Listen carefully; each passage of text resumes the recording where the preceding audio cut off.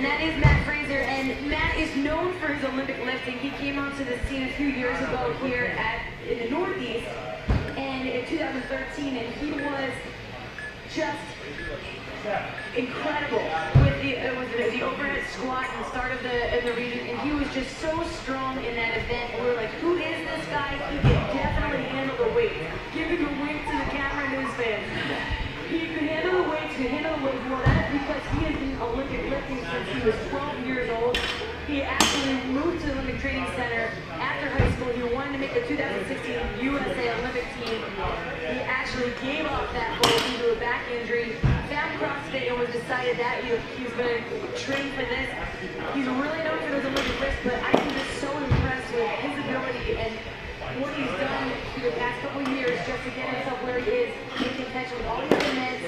Second place at last year's game, having the lungs, having the skills that all the other athletes have. Well, and that's exactly the point, right? Because, yeah, he had the heavy lifts, but he didn't get to second place in the 2014 Reebok CrossFit by lifting heavy weight. This is a gentleman that has worked relentlessly on his weaknesses. He knew that having an engine, having a gas tank was something that he lacked, and so he has worked hard. That's why I think he'll do well in this event. Another guy that is a hard worker and really is looking to get himself back to the games is Spencer Hendel. You're looking at him here on the screen. He had a fantastic day number one. Spencer Hendel is the one who finished up that first place in Tommy V, ran away with it with those rope climbs, his long body, was able to get right, shimmy right at that rope real fast. He took 18 in Randy yesterday. He's coming into today in fourth place. So he knew he needed yesterday's event. He knew he needed Tommy V. I spoke with him last night, and he said he really has a couple of events here in mind that he has to place really well, because he knows there's a handstand, the handstand event that he has tomorrow will not be the best event for him. He needs to make as much ground as possible and move himself up as far as he can. Austin Yaliolo. Austin Yaliolo. He is that everybody knows.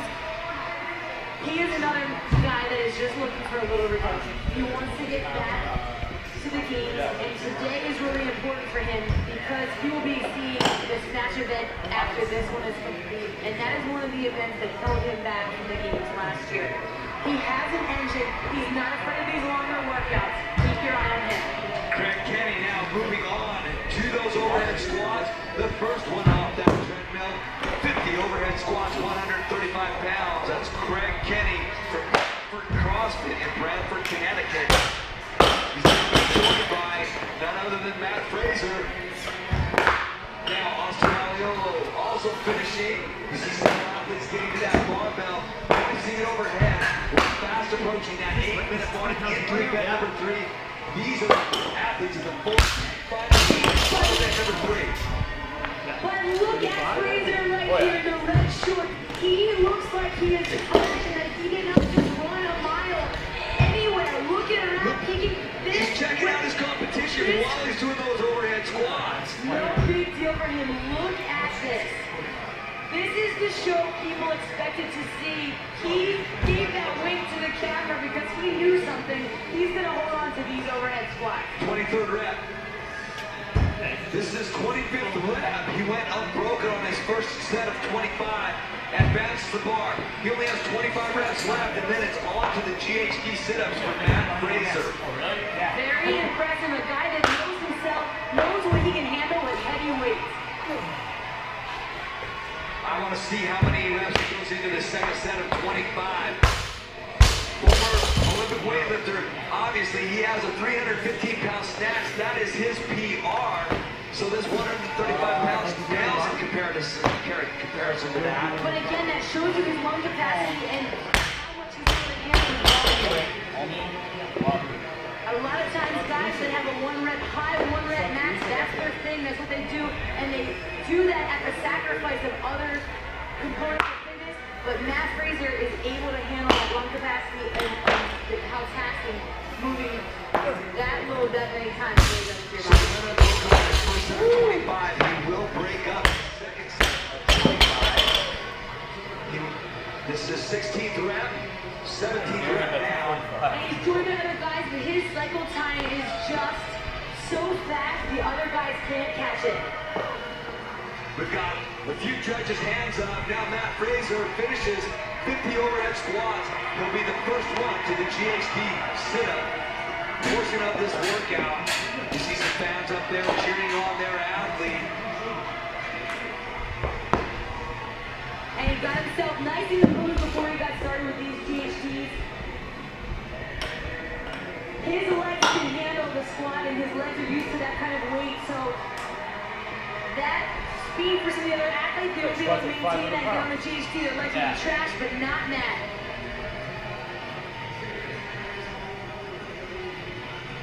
At the top of your screen in the orange shirt, you see Craig Kenny on his GHDs.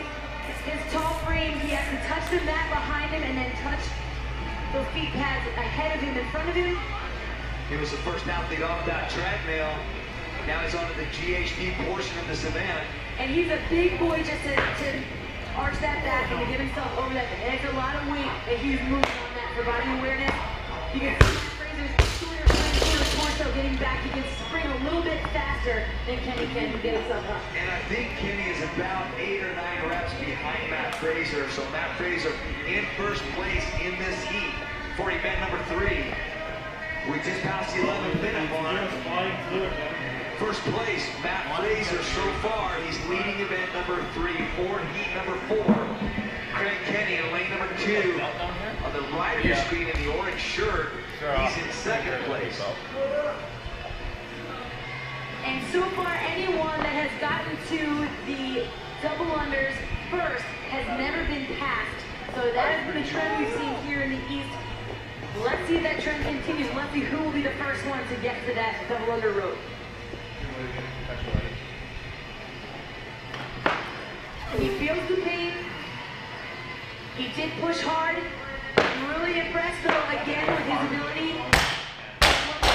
He does look like he's hurting here. Tanya, the athlete that has gone the furthest in the previous heat, he got 86 reps on that box jump over, is Daniel Tominski. Nikki is standing by with Daniel now. Nikki. Daniel, we talked about how this was just 26 minutes of strong workout. One way, the other way to cut it. Now they're on the GHD sit-ups right now. 100 reps of that. What was that like? Honestly, it wasn't that bad. If anything, it was more like my quads getting smoked than like my abs. Ev, how much time do we have? Like, kind of breeze and stuff and just keep moving. Now, how did you practice this? I mean, you said that you had a chance to get on a two-form runner once or twice. How did you manage to practice this full chipper? So I did the workout twice. The first time I actually came, I got 82 box jumps. And I had problems with like my GHD, like the roller was broken, so I had to adjust that like 85 reps. And the second time I finished in 24 minutes. So I was pretty pumped up, but I didn't use the true form. And I only used the true form twice, so I knew it was going to be a little bit slower. So where are these guys going to get the most hung up? Do you think? What's the most difficult part of this? I think everyone's going to get hung up on the sit-up.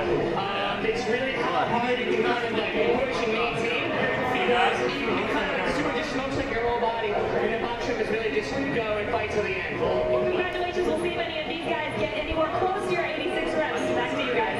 That is the second athlete that Nikki interviewed that said that it was the sumo deadlift high pulls that got him. Notice it's the men who are saying that. The men have a 135-pound barbell for those sumo deadlift high pulls. Typically, like you mentioned earlier, 95 pounds would be the weight that we would see really for a high volume sumo deadlift high pulls. That's the weight we would see. This would be considered going heavy, and they're going to go heavy for a lot of reps with 50 sumo deadlift high pulls. Your lane assignments for the athletes in the fourth and final heat of event number 3. Matt Frenze, lane number 6, was the first one to get to the GHD sit-ups, followed closely by lane number 2, and that's Craig Kenny. So we've got a race between those two. Right at the beginning, Matt Frenze started in on those on those GHD sit-ups, about 8 or 9 reps ahead of Craig Kenny. And Craig Kenny is sitting currently in 7th place. He is 13 points away from that 5th place spot, so he needs to make a really good push today to get himself moved up the leaderboard. We are only take 5 athletes from each regional to the CrossFit Games, so the top 5 is the spot you want to be, the place you want to be. And with the scoring that we're doing this year, the game scoring, meaning that The first place winner will get 100 points, and the top 5 will just decrease by 5 points. So we're really going to be in the top 5. Matt Fraser only has 2 reps left on the GHD sit-ups. This will be his 99th, this will be his 100th rep. Now he moves on to the sumo deadlift, or excuse me, to the double unders. But you see also he's right next to Alex Vigneault, who made up a lot of ground on those GHD sit-ups. And they were chatting about this. They looked over each other, and they have a little friendly gentleman's bet. Every workout, $10 on the line for whoever can take the take the event. This is what we saw yesterday in Event 2, Tommy V. This is what we expected to see right now, and we are seeing. We're getting to show Alex Vigneault, Matt Fraser, side by side, neck and neck. Starting in on the 150 double unders, the sumo deadlift high pulls, wait for them, and obviously you don't want to have any missed reps at this point, especially when you're right next to your fellow competitors. That gets in your head. But if you go smooth and slick through the 150 double unders, that also gets in their head. They will absolutely play off of each other, but they have to just maintain their composure here a little bit because of all of those sumo deadlift high pulls that come. In the background, you see Austin Malleolo, lane number 1 in the blue shorts. He is now moving on to the double under portion of this workout. We just passed the 16-minute mark, so a little less than 10 minutes now left for these athletes in event number 3. And this is it. This is the speed change in this event where the athletes are going to just pick it up a little, and you're going to see a lot of strategy goes a long way once they pass these double unders.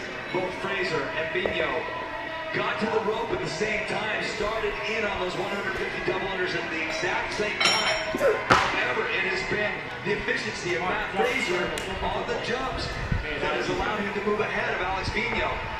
Now he finishes those 150 double unders. He's going to get a little bit of chalk on his hands. Now he starts in on those 50 sumo deadlift high pulls. 135 pounds on the bar, 15-minute mark.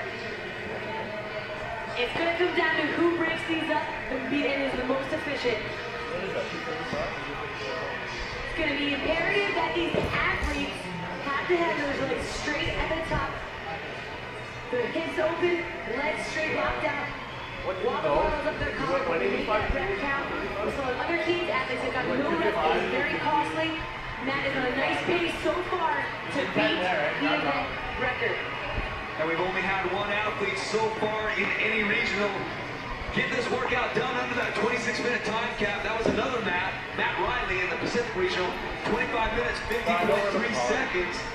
Matt Fraser is on pace to get this workout done. But it can't take too long in those rest periods. He's just taking a peek, see where the other athletes are at. Taylor Stewart got 290 or 280. 280. Everett Sloan 245. Sets a 5 and Vigneault knows that he's going to match that 5. Vigneault gets a no rep. 18 So, minutes into the event. 5, Now it could be that Vigneault's trying to play Matt's 7.5, strategy, do those 5 reps when he shouldn't be. He 10, really needs to focus on 55, every rep count to stay with 45, Fraser has 25 and reps 45 in the pound bank, bar. 25 left.